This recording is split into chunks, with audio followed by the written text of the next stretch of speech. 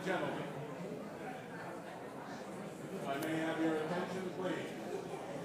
Ladies and gentlemen, at this time I would ask you to turn off any cell phones, pagers, or other electronic devices so that they do not disturb the services today. Thank you.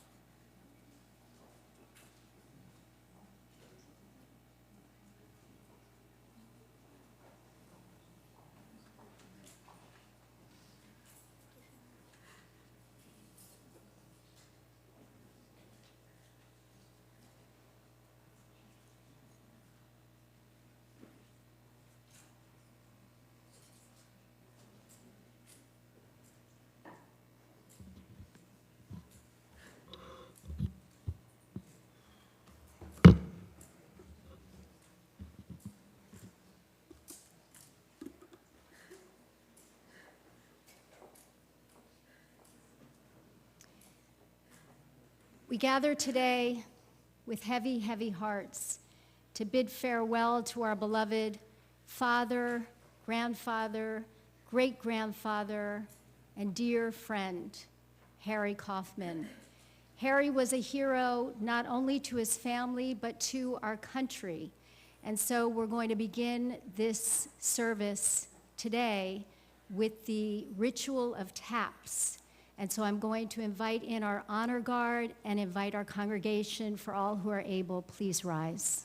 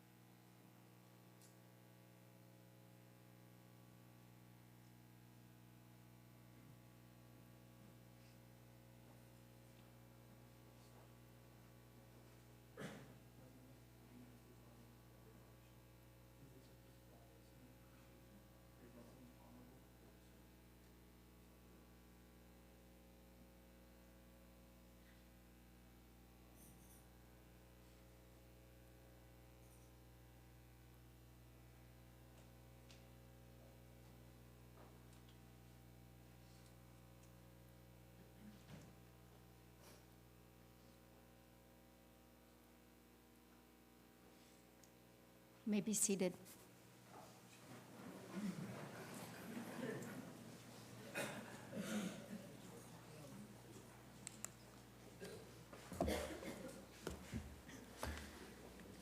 We listen to the comforting words of Psalm 23, Adonai Roi. Adonai Roi lo echzar bino desher yarbitseni al mei menuchot ינעלני. נפשי ישובב, ינחני במגדלי צדק, ינחני במגדלי צדק, למען שמו. גם כי אלך בגץ המוות, לא אירא רע כי אתה עמדי. שבטך ומנשנתך המה ינחמוני. תערוך לפני, שולחן נגד צורריי. דשנת ושמן ראשי, כוסי רוויה. טוב וחסד ירדפוני, כל ימי חיי, ושבתי בבית אדוני לאורך ימים.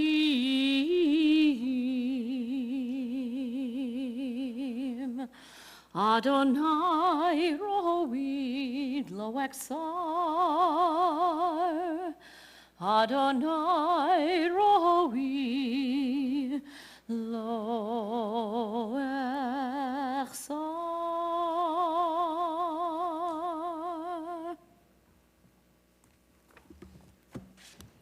Those are the beautiful words of the 23rd Psalm that the cantor just chanted. It's a psalm of hope and comfort, and I'll ask you, if you know the words, to please join with me. The Lord is my shepherd, I shall not want. He maketh me to lie down in green pastures. He leadeth me beside the still waters. He restoreth my soul. He guideth me in straight paths for his name's sake. Yea, though I walk through the valley of the shadow of death, I will fear no evil, for thou art with me. Thy rod and thy staff, they comfort me. Thou preparest a table before me in the presence of mine enemies. Thou hast anointed my head with oil, my cup runneth over. Surely goodness and mercy shall follow me all the days of my life, and I shall dwell in the house of the Lord forever. The poet writes, Leda hi reshit uftira taklit. Birth is a beginning and death a destination. But life is a journey, a going, a growing from stage to stage, from childhood to maturity and youth to age, from innocence to awareness and ignorance to knowing, from foolishness to discretion and then perhaps to wisdom, from weakness to strength, or strength to weakness, and often back again, from health to sickness, and back we pray to health again, from offense to forgiveness, from loneliness to love, from joy to gratitude, from pain to compassion, and grief to understanding, from fear to faith, from defeat to defeat to defeat, until looking backward or ahead, we see that victory lies not at some high place along the way, but in having made the journey, stage by stage, a sacred pilgrimage. Ledai hire shituv tira taklit. Birth is a beginning and death a destination. But life is a journey, a sacred pilgrimage made stage by stage, from birth to death to life everlasting.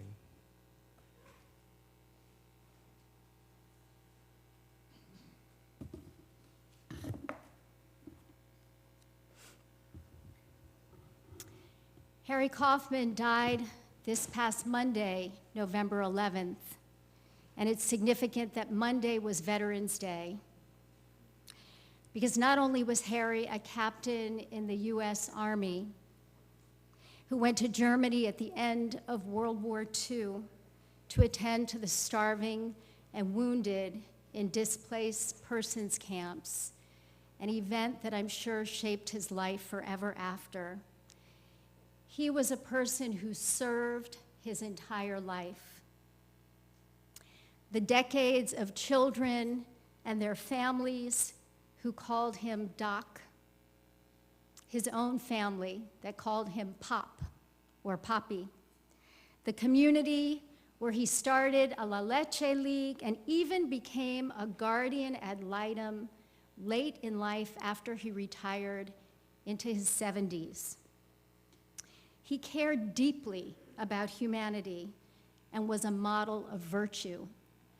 And though I didn't know him well, I do know his daughter Jill, his son-in-law Robert, his grandchildren Jerry, Danny, and Hillary, and their spouses Amanda and Larry, and even his great-grandchildren George, Jordan, and Haley. So when they told me that Harry never spoke an unkind word about anyone, I had no trouble whatsoever believing them, because the Hertzberg family follows in the path of righteousness, paved for them by Harry. And I'm sure Chip, Anna, Jasmine, Ruby, Marshall, and Abby live by that same moral code. Ralph Waldo Emerson once said, "To leave the world a bit better, whether by a healthy child, a garden patch, or a redeemed social condition, to know that even one life has breathed easier because you have lived, this is to have succeeded." And these very words might have been written about Harry. So though we come together to mourn, we also come to celebrate his many full years, 95 years of a life well lived, a life fulfilled. And many of his dearest ones who are here today wish to pay tribute to him. And so I'm going to call them forward. And the first person I'm going to call is Dr. Buddy Krasny. He was a longtime best friend of Harry's, a tennis buddy, and a neighbor. And so I'll call forward Buddy to represent all of his dear friends.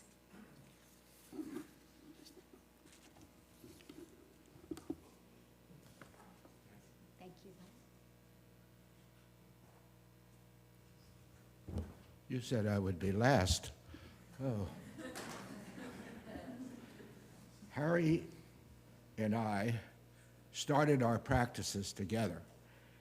We both moved it down in this area, in the Sky Lake area, and he went into his practice with children, and I went into my practice of dentistry. But we lived close to each other.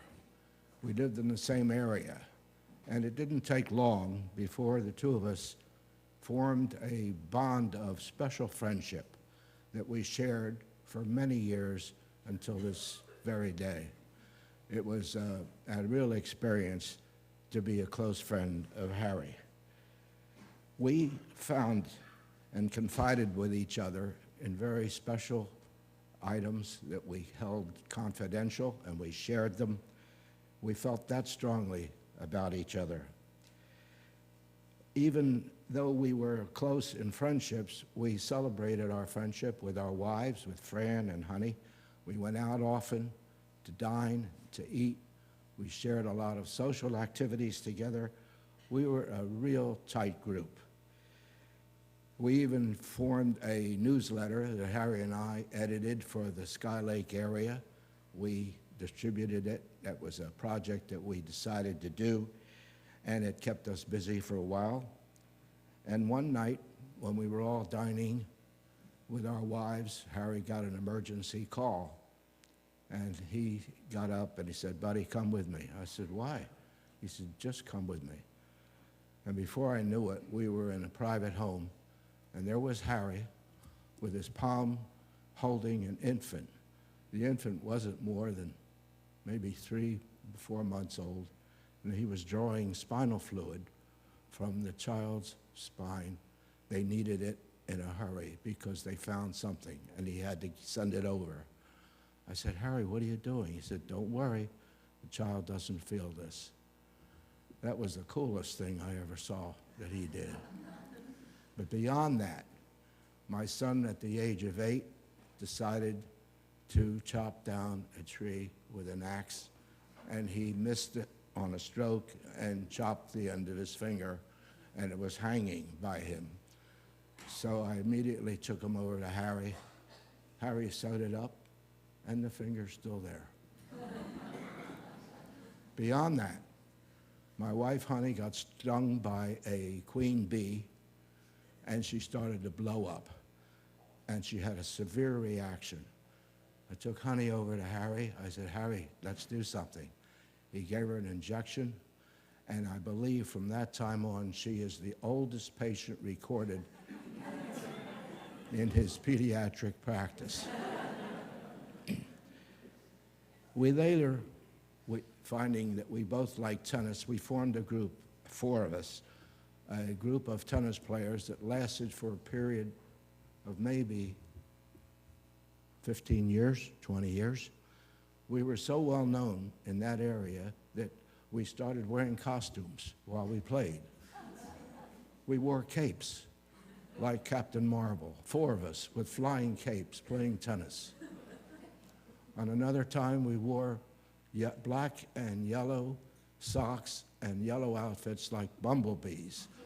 And we played, and people would come around in early morning, get up just to see what we were wearing. Now, the other 2 we were playing with were Phil Bloom and Arthur Snyder, both circuit court judges. And occasionally, they would like to tease us when we played. They would give us a bad call. And Harry, that pissed off Harry terribly. So he got up and ran to the net, and he said, "You guys are idiots. How do you have the chutzpah to give a call like that?" So I joined Harry. I said, "Yeah, you're both a pair of putzes. Why do you do this to us? Why are you giving us bad calls when we're playing so long together?" And the 2 of them looked at each other, shrugged their shoulders, and we continued playing. That went on for another 10 years.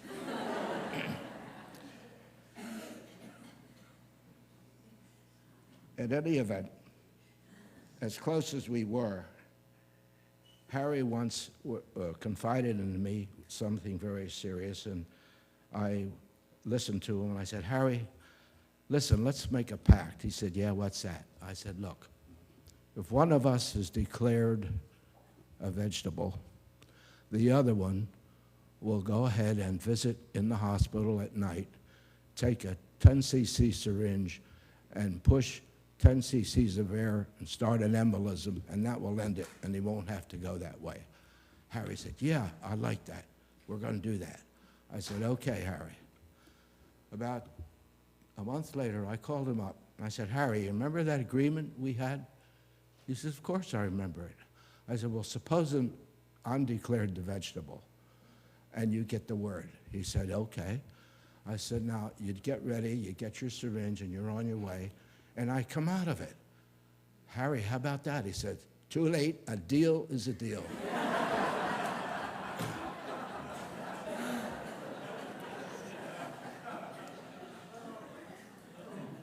That bothered me a lot. But because of our relationship, I got over that. And then when I discovered that he lost his identity. It broke my heart. And he was like a brother. He was like a real brother to me. So I tell you, no complaints, no regrets. He believed in dreams and placing bets. What he gives is what he gets, and he gave it all he got. He took his turn, he drank his fill. Though satisfied, he hungered still to see the next road beyond the hill and do it all again. So here's to life and the joys it brings. Here's to Harry and his dreams. Funny how the time just flies. He had warm hellos, and now it's sad goodbyes, leaving memories that we've memorized that are comfortable and warm. There's no repeating yesterday. Who knows what tomorrow will take away? He was in the game, and he made his play. So here's to life, here's to Harry, here's to all the joys it brings. Now, all the storms for him have weathered, and he will enter a life that's better. So here's to life, here's to love, here's to you, my noble and noble kinsman. Amen.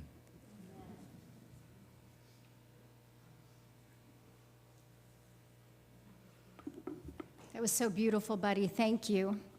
Although I think putz qualifies as an unkind word.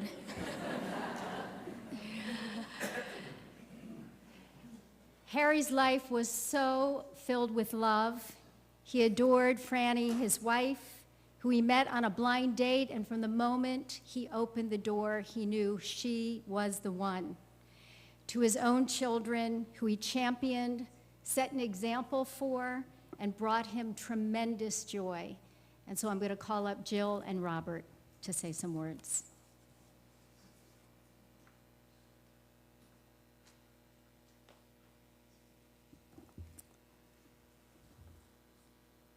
Hello, buddy, thank you so much. You spoke beautifully. Hello, I'm Jill Hertzberg. I'm Harry Kaufman's daughter. On behalf of my family and my dad, I'd like to thank all of you for coming here today. I want to thank his aides, Carol, Mark, Norma, and Idita, for taking such wonderful care of my dad. My dad was born in Chicago 95 years ago. My brother and I debate whether he was Harry Kaufman or Harry Isidore Kaufman. I'm going with Harry Isidore. That was 1 year after my grandpa David, grandma Fanny, and his sister Frida arrived at Ellis Island from Poland. They came here with their shirts on their backs, speaking only Polish, German, and Yiddish. They found their way in Chicago and started a furrier business. My dad worked hard, and he excelled in his studies and accelerated through school, graduating high school at 15. On to college, then medical school, and off to the Army as an officer at the age of 22, where he was stationed in Germany. After the war, my dad returned to Chicago and then offered a dream job here as a junior pediatrician in Miami Beach, where he began his practice. One of his friends was a pharmacist named Arthur Snyder, who referred his wife and child to my dad.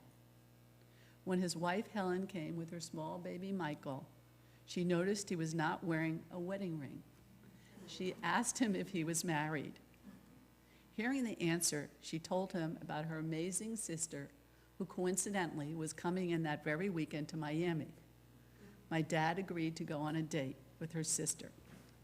The story goes, my Aunt Honey ran out, called my mom, and said, "Get your butt on a plane now." I found the most wonderful Jewish doctor. My dad said when he and my mom first met, he was smitten, and it was love at first sight. They were married within 6 months and soon started a family.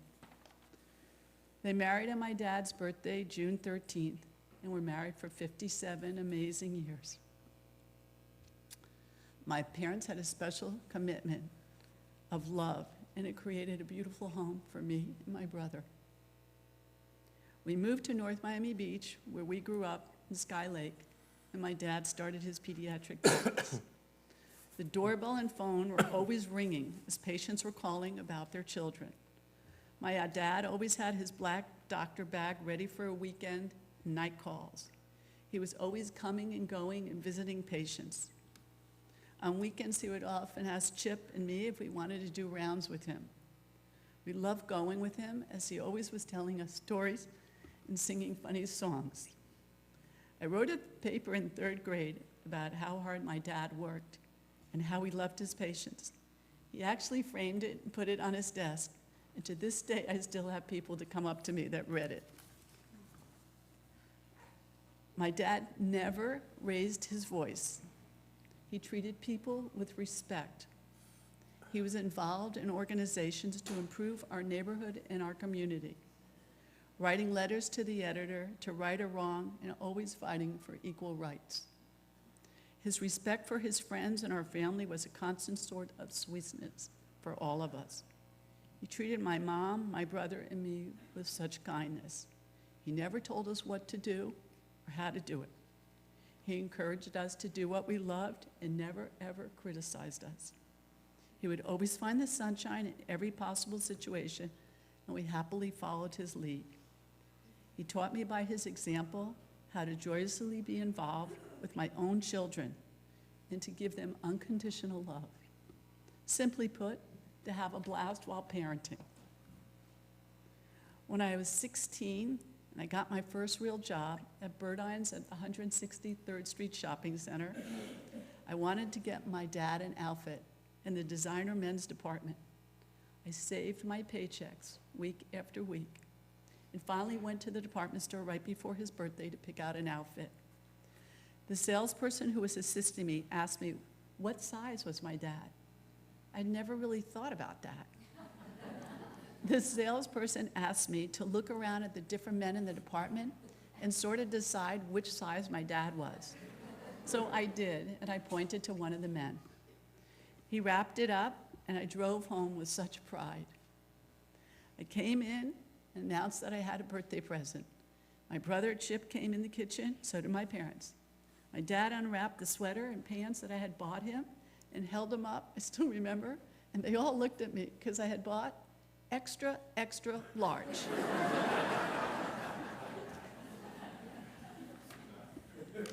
My dad was actually 5'6". He weighed 135 pounds. But in my eyes, he was a superhero and larger than life, so I sized accordingly. Chip and I grew up, we got married and raised our families. As Dad got older, some of our roles changed. Now was our time to step up and take care. One of the things that we noticed, my dad's driving was getting a bit dangerous on the road. He was getting fender bender regularly, going over the flower gardens at his apartment. And then one day when I went to pick him up at the car shop, Harry's Auto Body Shop, the owner came out enthusiastically and familiar with my dad. He put his arm around my dad and said, "Harry, if you ever move, I'm moving." My dad was so proud. And I said, "Not great, Dad. That's not great."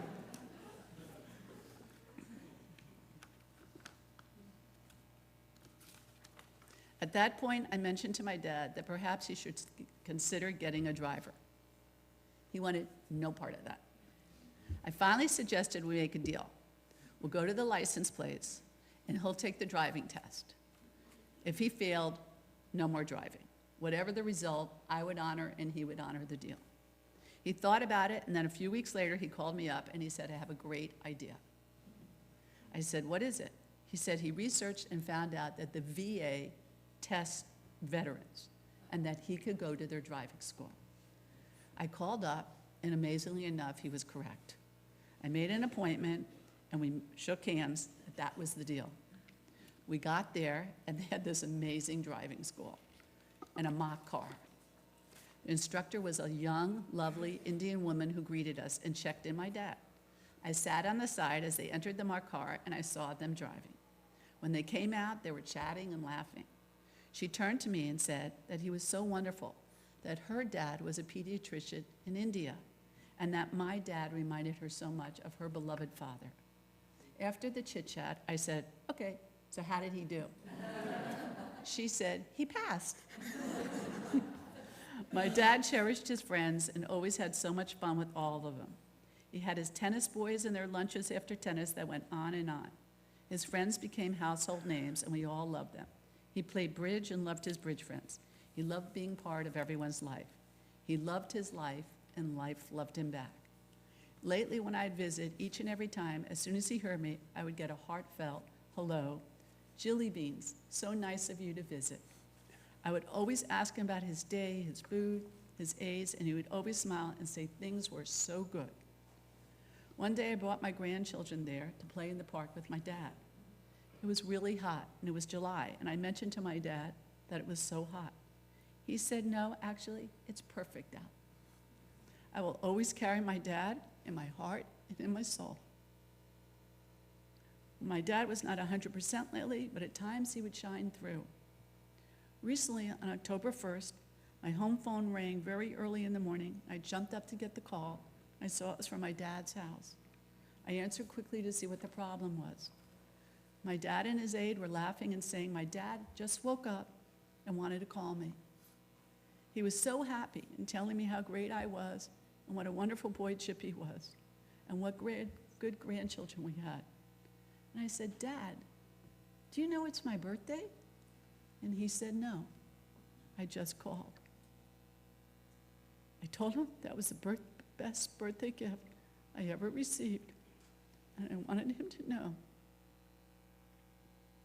he was a dream come true for me, and that he was the best dad in the universe, and lucky me. Thank you. Buddy, thank you for breaking the ice. And thank friends and family for coming to support Harry Kaufman. My name is Robert Hertzberg, and I'm Harry's son-in-law. I was raised in a family and a community of doctors.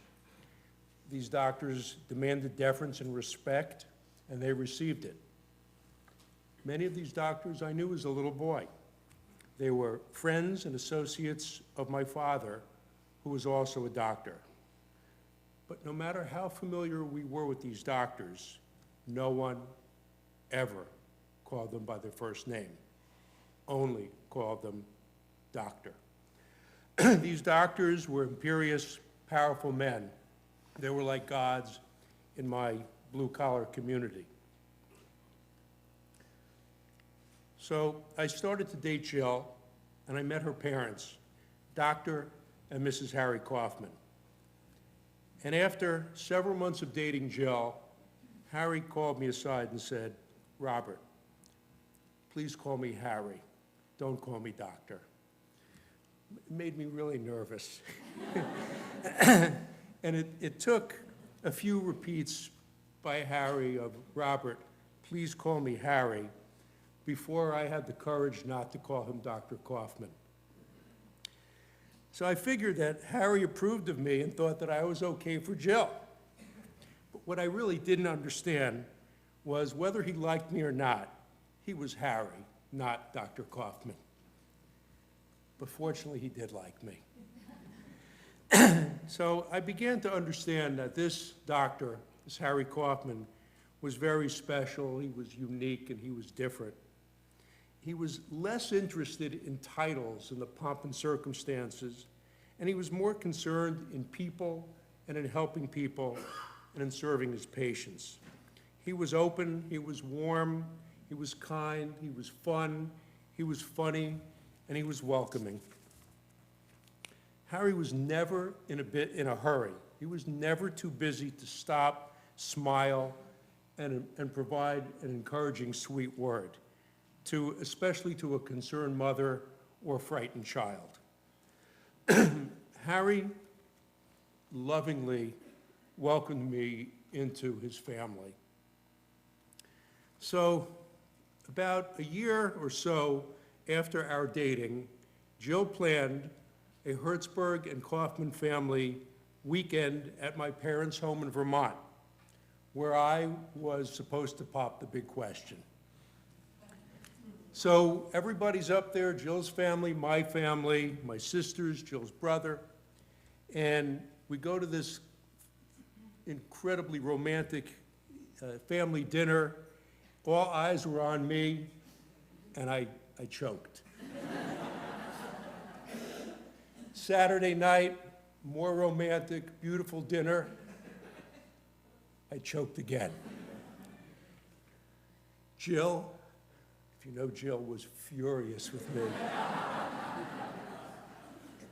And honestly, almost finished with me.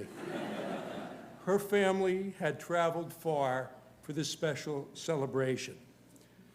So I begged for forgiveness all night. I didn't go to sleep that night, and early in the morning, I heard Harry in the bathroom getting ready to go to the airport. So I knocked on the bathroom door, and Harry opened the door, clad only in a towel and his face covered in shaving cream. And I said, Harry, I would love to marry your daughter. We kissed, we hugged, the towel hit the floor. Shaving cream all over my face. We hugged again, and Harry said, yes, marry Jill, naked or not. Harry was so much more than a doctor. He was a physician's physician. And as he said, he said the Google. I went to the Google. Harry would call Google the Google. I went to the Google and I looked up physician. And a physician is defined as one who is a moral and ethical healer of the mind, the body, and the soul. And Harry was all of that and more. So probably 25 years ago or so, I received an urgent, hysterical phone call from Fran Kaufman. She said, Harry has been arrested at the local supermarket. Please get over there and do something. And this was very serious. She was crying on the phone. So I rushed to the Pantry Pride on 183rd Miami Gardens Drive. And I saw a police car with the lights going on. And I saw Harry in a daze, in his tennis outfit, in the back of a police car with handcuffs. And I saw this police officer, stout, surly, 250-pound weightlifter, that had arrested Harry for interfering in an arrest of a 90-year-old man trying to return a can of soup to the Pantry Pride. I tried to talk to the police officer, and I got nowhere. I tried to talk to him again, and I got nowhere. And I found out that what had happened, Harry attempted to intervene between the police officer and this 90-year-old man. Harry saw this 90-year-old man's color was blue, he was pale, shaking, perspiring, and Harry walked over and said, this old man is going to have a stroke. I'm a physician. You need to call fire rescue. The officer said, you get away, and he proceeded on, and the man started to go into distress. And Harry walked over again and interceded again and said, this man is going to have a stroke. Look at his color. He looks bad. Call 911. At that point, the officer pounded Harry, threw him against the wall, arrested Harry for battery on a police officer, resisting arrest with violence, and on and on. And and this is not as the legend goes. This is a true story. The charges were dropped, but Harry's sense of duty and caring was more important than his own safety. No one else in this crowded store, no other bystander considered aiding this old man. Harry Kaufman was a different cut. He courageously stepped forward and did what he had to do. to protect this man. After, and that is just one piece of Harry's history when there's so many more stories. The point is that this was, Harry didn't care about how you perceived him. It didn't matter. Harry did what he felt was right. He was principled, he was true, and he was just a good neshama. He was a wonderful soul. So we had so much fun together. In the last year or so, Harry was slipping. But inside that aging body was still a sharp mind. And I had shtick with Harry. And always, but especially in the last year, I would try to prompt his memory. And I would talk with him about things in his past, places, people, songs that he would know, to try to get a spark or a sparkle out of him. And sometimes I got it and sometimes I didn't. Most recently, when he was pretty much worn out, and it was more not than otherwise, I went to one of his favorite things, and sitting there with Harry, and I said, Harry, he was a bridge player, how many points does it take to open? I got no response. And I said, Harry, how many points does it take to bid no trout?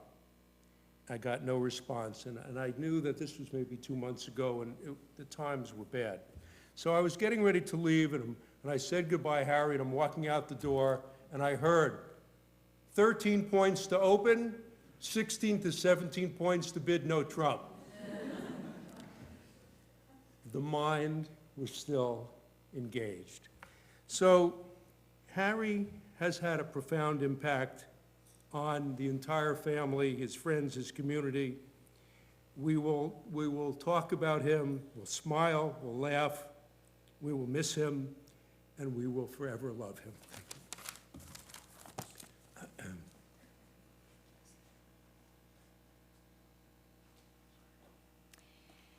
Thank you, Jill and Robert, for those beautiful, poignant words. I'm now going to call up his daughter-in-law, Anna, and granddaughter, Jasmine, to share some memories with us. Sure, go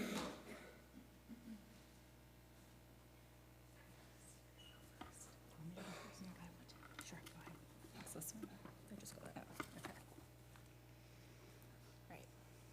I think I can speak for my brother Marshall, my sister Ruby, Jerry, Danny, and Hillary to say that I feel so lucky to have had Papi as my grandfather, and for our parents to have been raised by Papi and Nani. I'll start by mentioning Papi's athletic achievements. Papi was, as you all know, a great addition to any family tennis game. He was also a great ski buddy to have in Vermont until well into his 70s, when his career ended after a couple of rescues by Quechee Ski Patrol. Papi was passionate about politics, and as a lifelong Democrat, he was my political ally in arguments we'd have with my dad. Papi and I always won. Above all to me, Papi was a devoted grandfather offering unconditional love. In the last few years, when he really wasn't himself anymore, I would get worried that he would forget who me or my brother and sister were when we came to visit, or that he wouldn't have a good reaction to us. But no, whenever we came, he would light up at the mention of our names, repeat something like Jazzy's here, call me a dolly, and give me a big kiss. His love was stronger than his mind's decline. There were so many qualities about Papi that I admired. He was kind to everybody, almost always cheerful and in a good mood, engaged in the world around him and hungry for knowledge, as well as apple pancakes from the original Pancake House, ham and eggs cooked by Norman Carroll, bananas, and almost any other plate of food you'd put in front of him. He was a wonderful husband to his wife, Nani. I can picture him now shuffling behind her with her enormous pocketbook, as she would call it, weighing about 20 pounds, slung over his shoulder so that she didn't have to carry it. When I was thinking of a funny story with Poppy, I kept on coming back to one that took place when I was only a few months old, so I only have secondhand knowledge of this event. As an infant, my mom decided that I needed to get my ears pierced as soon as possible so that I could be a proper Cuban baby. My parents thought that Poppy would be the perfect person for the job. They could also combine the ear piercing with a pediatric exam and get a great 2-for-1 deal. The day of the appointment arrived. After my exam, when I was still fully undressed with no diaper on, it was time to move on to the ear piercing. The second that the needle went through my ear, I had, sorry to be graphic, explosive diarrhea all over Poppy. He soldiered on and finished piercing my second ear. Although I can't imagine that Poppy was upset with me, I think I got him a little distracted because my ear piercings turned out to be unequal on each side. I have questioned before whether Poppy, a doctor with no experience in piercing ears that I know of, was the right person for this task. But now I'm grateful that he lives on in my ears and in my heart. I love you and I'll miss you, Poppy. Good morning. My name is Anna Kaufman, and it is my privilege to say that I am Harry and Fran's daughter-in-law. First of all, on behalf of the Kaufman-Hertzberg families, I would like to thank each of you here for the gift of your presence today. I would also like to thank the members of the United States Army who were here this morning to bid farewell to one of their own, Captain Harry Kaufman. Harry enlisted in the Army in 1942 when he was just 17 years old. He served during World War II and later in the Army of the Occupation. He entered as a private first class and achieved the rank of captain prior to his discharge. His last assignment was the medical officer for the 547th Engineer Combat Battalion that was based in Gelhausen, Germany. He always liked to tell the story that the Army had offered him a promotion to major if he continued to serve after 1949. But his heart was set into being a pediatrician. Yet Harry will always be a member of the greatest generation. I am grateful to Poppy that with the love that he and Fran shared, the love brought forth 2 wonderful children, Jill and Chip. Chip would become my knight in shining armor, my rock of Gibraltar, my husband and the father of our 3 children, Jasmine, Marshall, and Ruby. Jill and Robert would have 3 wonderful children as well, my nieces and nephew, Jerry, Hillary, and Danny. When I first met Poppy in the spring of 1979, Chip and I would often play tennis with him on Sundays after his regular 8 a.m. tennis game at what was then called the Turnberry Club. It was there that Poppy introduced me to lox, onions, and eggs. For this, I will be forever grateful. Harry went on to play tennis until his 90s. He would play every morning with the tennis guys, and then they would go to breakfast at Moe's, and this was one of his favorite rituals. Harry's great joys in life were his beautiful wife, Fran, who he totally worshipped, and of course, Jill and Chip. Fran was the nexus of his life. He was there for her in every moment. When she needed a fourth for the bridge club, he would always fill in and with a smile. He was one of the most beloved pediatricians in the Sky Lake neighborhood, where he and Dave Maltek had established a thriving practice. When Chip and I would attend the North Miami Beach High School reunions, the first thing anyone would ask Chip is, "How is your dad?" They would then proceed to regale us with stories of every bone that they had broken, how Harry had set their cast, how Harry had made them feel, how he had given them self-confidence, how kindly Harry had treated them, and how much they all loved him. These reunions turned out to be a love fest for the pediatrician. As his health declined in the last several years, Poppy never complained.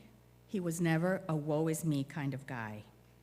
We want to thank his fabulous caregivers, Norma, Carol, Idita, and Mark, for all that each of you did for Poppy. Poppy was a class act. He was genuine, warm, funny, considerate, loving, and forever humble. He also loved to eat, and he cleaned his plate at every meal, even the last. When I would visit from Chicago, I would sit with him at breakfast and bring out my phone, and we would play songs that we would sing together. It was our song fest. Our special songs were Dean Martin's "Everybody Loves Somebody Sometime," and "That's Amore." His favorite lyric on that song was the first one, which says, "When a moon hits your eye like a big pizza pie, that's amore." We would then play Frank Sinatra's "I Did It My Way," and we would both belt it out with the chairman of the board. This song was so much fun to sing because when we forgot the lyrics, we would sing the chorus, "I Did It My Way," even louder the next time it came around. Papi did it his way, and what a wonderful life he made for himself and for his family. He was truly goodness personified. At his 80th birthday party, I read a quote to him that rings true to this day.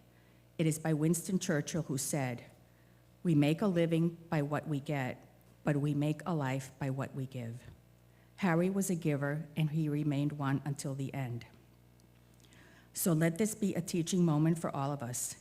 We can all be givers, and we can become better givers like Harry, because at the end of the day and at the end of the life, it's not what we have accumulated that counts, but what we have given away.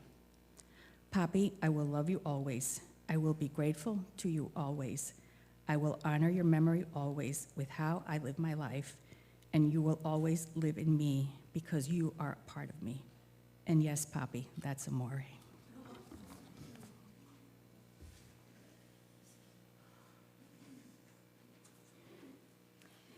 Thank you, Jasmine and Anna. It was so beautiful. And now I'm going to call up 3 more of his grandchildren, Jerry, Danny, and Hillary.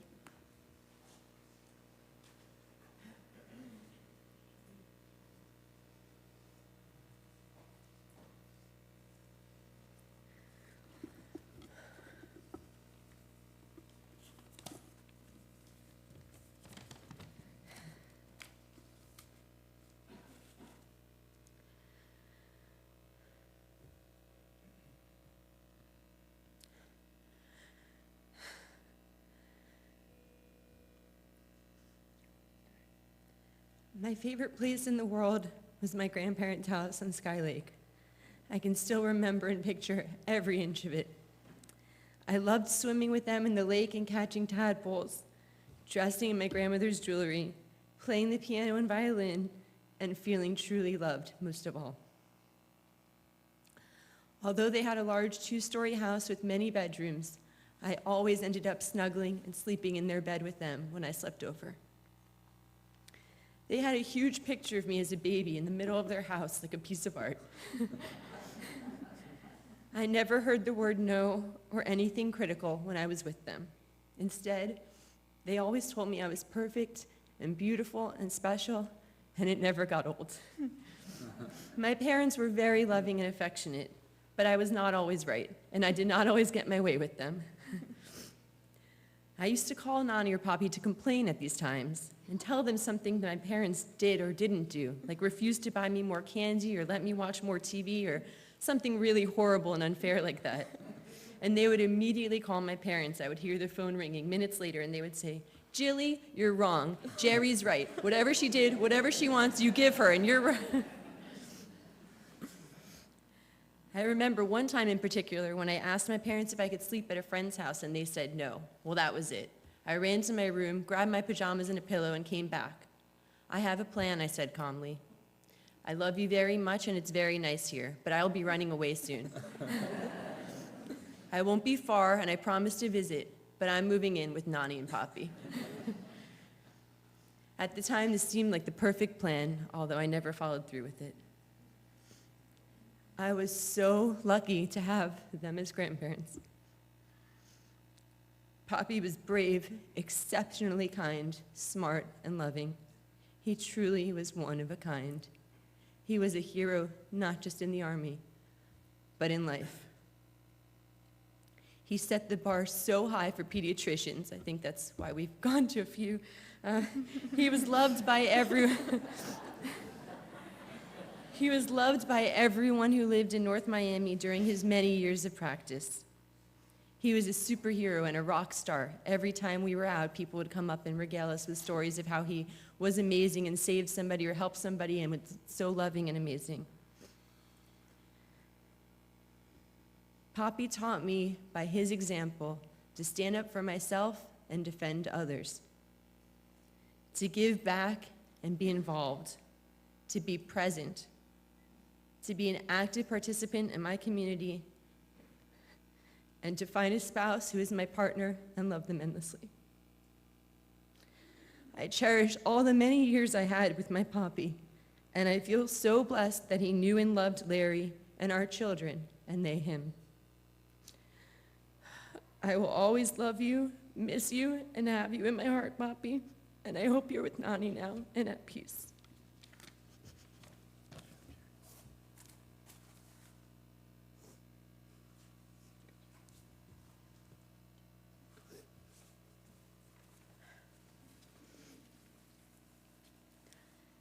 I first just want to thank you all for joining us and celebrating the life of our extraordinary grandfather. The outpouring of love and admiration for Poppy over the past week has been deeply heartwarming and is an inspiring testament to the exemplary man that he was. We always lived close by our grandparents and grew up with weekly lunches, dinners, bridge club bagels and schmear, and frequent slumber parties at Nani and Poppy's. From a very young age, I realized that Poppy was unlike most people. He was never angry, stressed, or in a bad mood.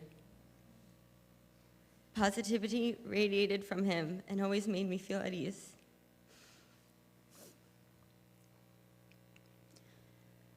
Even when we were really young, he treated us like equals, was never rushed with us, and seemed to genuinely relish every moment. He was so giving with his love and his time, and his thoughtfulness and kindness were unmatched. He was this way with every human being he came in contact with, and because of this, everyone who knew him loved him. Simply, Poppy was the best person I've been lucky enough to know.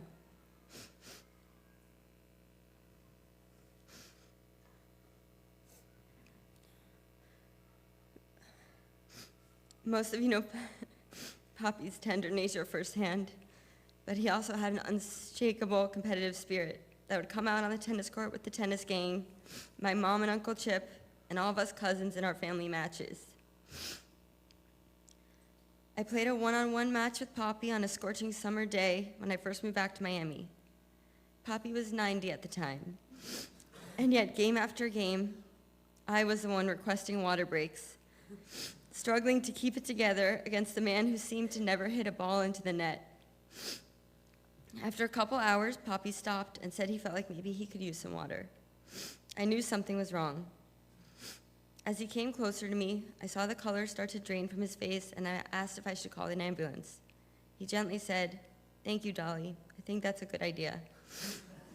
And within minutes, we were in the ambulance on the way to the hospital. I was panicking and asking him constantly how he felt. He told me he was feeling better, thanked me again for calling the ambulance, told me how brilliant I was for getting it there so quickly, and then went on to tell me and the ambulance driver that I had a terrific backhand. A couple days ago, I was showing a waterfront home to a buyer who mentioned that he grew up on a lake in Miami. Without skipping a beat, I asked if he was from Sky Lake, and when I mentioned that my mom was a Kaufman, his face lit up. He told me he grew up down the street from the Kaufmans and that his dad was a member of the famous tennis gang. He said that Dr. Kaufman was his pediatrician and that he'd always been a truly wonderful man. He asked me how he was doing, and when I told him that Poppy had passed, that he had passed on Monday, his eyes filled up with tears. We stood in the living room, two strangers, crying together over the momentous loss of one Dr. Harry Kaufman.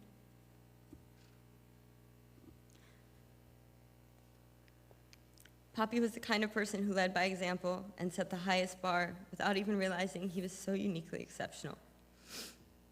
In my entire life of knowing him, I never heard him curse or say a negative word about another person. The thought of complaining never entered his mind, and he was the first one to offer a positive interpretation of just about any situation. His perspective and outlook on life have influenced the person I am and the person I want to be.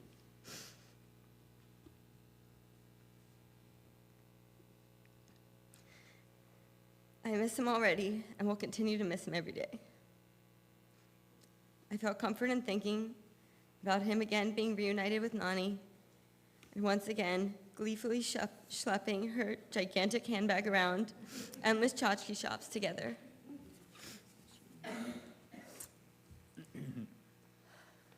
So I was very close with my grandfather since a very young age, and I had a huge amount of respect for Poppy, as we called him. He was smart and brilliant, doesn't describe him. He was a genius. He could have been any type of doctor, astronaut, anything in the world, and he chose pediatrics because he cared about children. It says so much about him, the profession he chose. Poppy and I had an ongoing shtick, and we fiercely debated politics every single time we were together for as far back as I can remember. And it was mostly about Israel. And we both had our hearts in the same place, but we saw the world in a different way. And about everything. We would talk about a congressional election in Alabama, or a prime minister election in Eastern Europe, or a piece of legislation. It was, how would that impact Israel, U.S. security? This was an ongoing, fierce debate, and we had many. And every time I'd see him, he would have a paperclip with cutout articles, and he would highlight and star things to make his point. And in his 80s, my grandfather had email. And I would email him articles because I had the power of the internet behind me, and it was, I had a lot more articles to Poppy's cutouts. Until one day, as my dad referenced, Poppy discovered the Google, as he called it.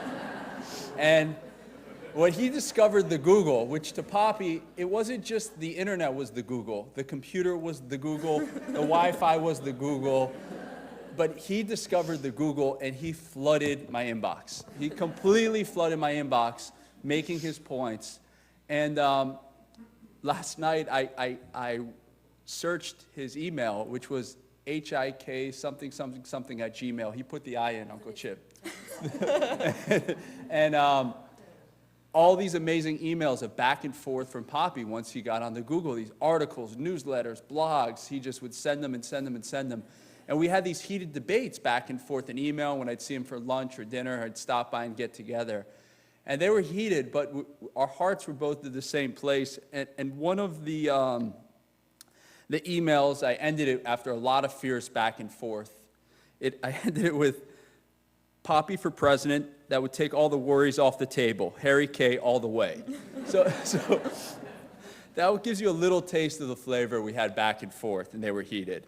And many of these Google research debates would take place at the Aventura International House of Pancakes, not to be mistaken with IHOP. This was Poppy's place. And Poppy, at the International House of Pancakes, was a main man. He had juice there. He knew every waiter, every waitress. He knew the manager. And to the point where if you've ever eaten there and have the pleasure of eating there, the best thing on the menu is the Dutch apple pancake that Jasmine mentioned, but it takes 45 minutes to an hour. So Poppy had this relationship with the manager where he could call ahead, and when we would arrive to debate our politics, they'd have an apple steaming pancake ready for Poppy. But he was a healthy guy, and he was healthy before healthy was in vogue. I mean, we're talking like in the 50s, 60s, 70s, he was the guy eating organic fruits and vegetables and working out every single day of his life into his 90s. But he did have a sweet tooth for the pancakes, and also a family kind of lore is that Poppy ate fish at every meal. He would get breakfast and lunch and dinner if he could. And we think it goes back to when he was a little boy on Fridays, they would get a live carp and put it in the bathtub at their home in Chicago with his Polish immigrant parents because they'd make a filter fish Friday night. And every time he ordered fish, I would remind him about his carp days in his bathtub, and he got a kick out of it. When I was going through these emails we had back and forth, I had emailed myself an audio recording then when I was with Poppy. And whenever I was in Aventura, I'd stop by and take him out to lunch or dinner or stop by to get something. And this was one I was in the last year of law school going through exams. It was a stressful period of time. And I was with Poppy, and it occurred to me that I felt I was under a lot of stress, but my grandfather never ever in his life showed a single sign of stress. Not a stressful day, not a stressful moment, never lost his temper. It was an incredible thing. So I asked him on this recording, and I listened to it last night, I said, Pop, what's the secret to a stress-free life? As he was a man who never showed stress. And he answered, the secret to a happy life is to marry the right woman because life revolves around your relationships with people. and someone who fits just for you. And for Poppy, that was just Franny. And, sorry. And I feel like I found that woman here, Amanda. And 10 months ago, thanks.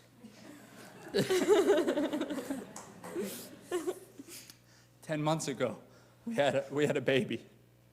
And my wife's family tradition is you name somebody who's alive so you can honor them. And our family tradition is to wait till they pass.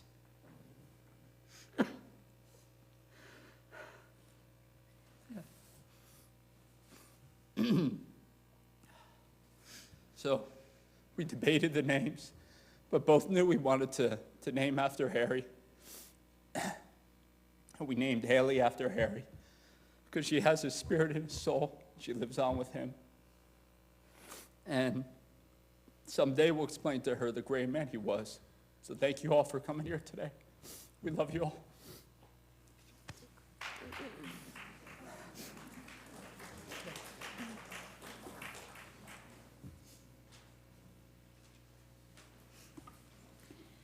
Wow.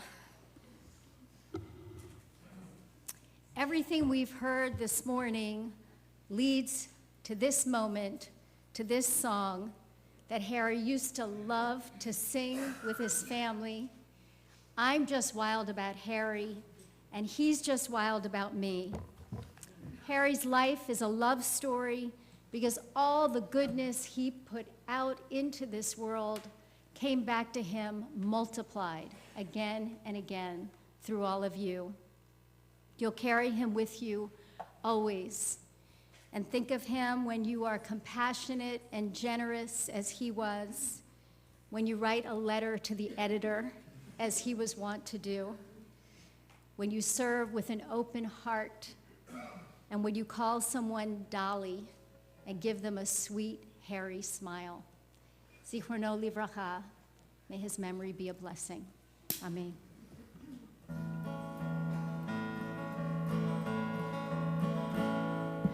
I'm just wild about Harry, and Harry's wild about me. The heavenly blisses of his kisses fill me with ecstasy. He's sweet just like chocolate candy, and just like honey from the bee. Oh, I'm just wild about Harry, and he's just wild about me. Join me. I'm just wild about Harry, and Harry's wild about me. The heavenly blisses of his kisses fill me with ecstasy. He's sweet just like chocolate candy, and just like honey from the bee. Oh, I'm just round about Harry, and he's just wild about, cannot do without, he's just wild about me.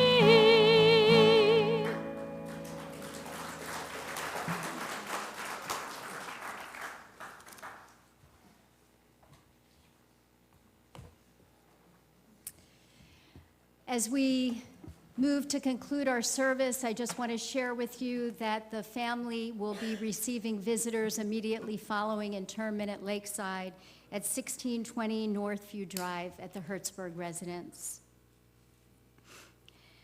God, you give us loved ones and make them the strength of our life, the light of our eyes. They depart and leave us bereft on a lonely way. But you are the living fountain from which our healing flows. To you, the stricken look for comfort, and the sorrow-laden for consolation. Oh God, we see life as through windows that open on eternity.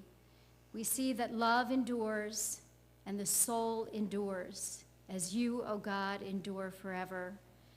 We see that the years are more than grass that withers, more than flowers that fade.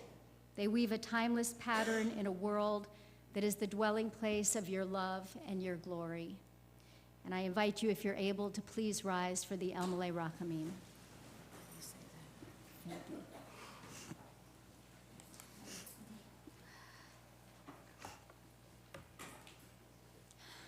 El Malay Rachamim, Shochen Bameromim,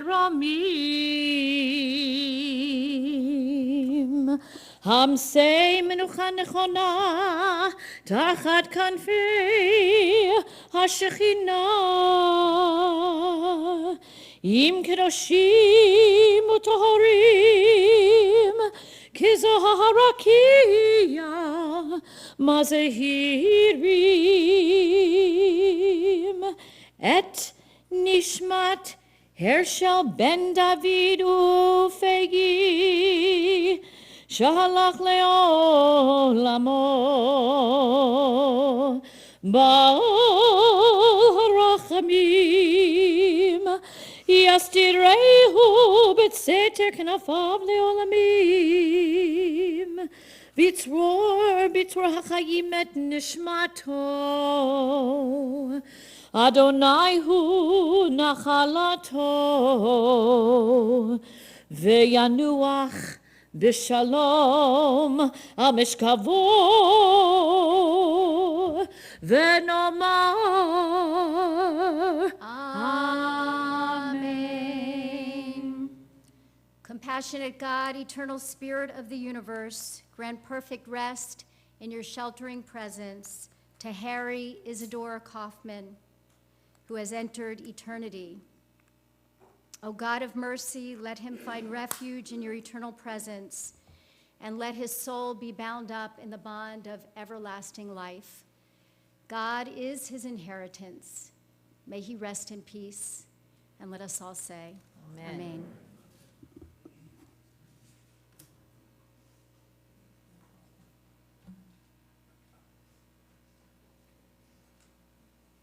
May I ask all the grandchildren to please come forward and act as pallbearers? The family will be returning after the interment to the Hertzberg residence around 1:30. The address is in the booklet you received. They will be having lunch there. You are invited back. Those of you that are going to the cemetery, we're going to line up southbound here on Chase. There should be the limousines in front of the synagogue. Pull over behind them. If you're parked across the street, we'll be traveling westbound, so you'll be able to jump into the procession if you pull over on the north side as we head west. Take one of the orange placards. It'll hang from your mirror, high beams and flashers, so we can identify you. Just wait until the family has passes, and then you could follow behind. Thank you.